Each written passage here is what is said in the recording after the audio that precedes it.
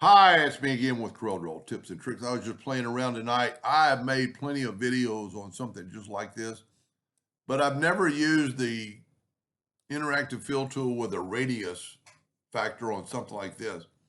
So I thought I'd show you. I'm going to go ahead and bring in indexing lines. Those in the center of the page.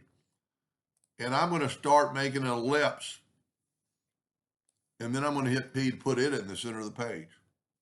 I'm going to control D and make a duplicate. I'm going to rotate it. You could rotate it anything divisible by 360, but I'm going to go 15. Now, because I'm working in the center of the page, I'm going to take my Smart Fill tool. I'm going to fill that in with yellow. I can actually get rid of my line, but I'm not. I'm just going to move them over. I'm actually going to make a copy of this and show you two ways you could do this. Both of them kind of getting the same effect. We don't want to move this, so we're going to get the interactive fill tool.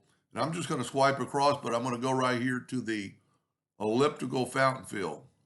And then I'm going to put this in the center. I'm going to bring my yellow all the way out. But then I'm going to put an orange in the center. And what that's going to do is still give me orange or yellow on both ends. And you can see, and we can adjust this, make it look different. And it just puts yellow on both ends. So that's pretty cool. So I'm going to control D and duplicate it. Double click on the X right there and move it to the center. It's not there, so I always come off and come back. And sometimes it looks like it's not there, but it is.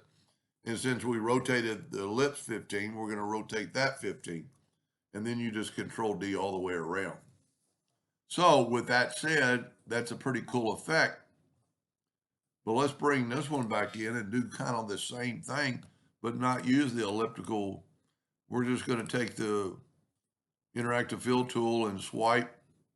And now we're going to put yellow on both ends. And then we're going to bring this end down.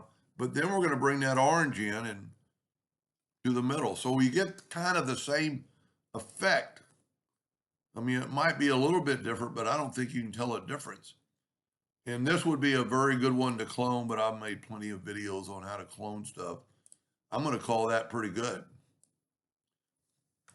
So I'm going to control D to duplicate, double click on the rotation and put it to the center of the page. If you don't click on that X, sometimes you'll get the shape tool, and I'm not really there. This would be a good call for my hotkey, but I don't use it in every video so people can do it which way they want. And now we're going to rotate it 15 degrees. Control D. A lot of times that'll happen, then you have to go 30 degrees. And then when you control D again, it will get to that effect. So those are almost identical. They just look a little bit different.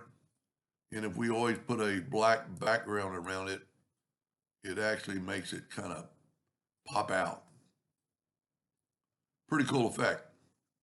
Anyway, I hope that gave you some ideas, and thank you for watching.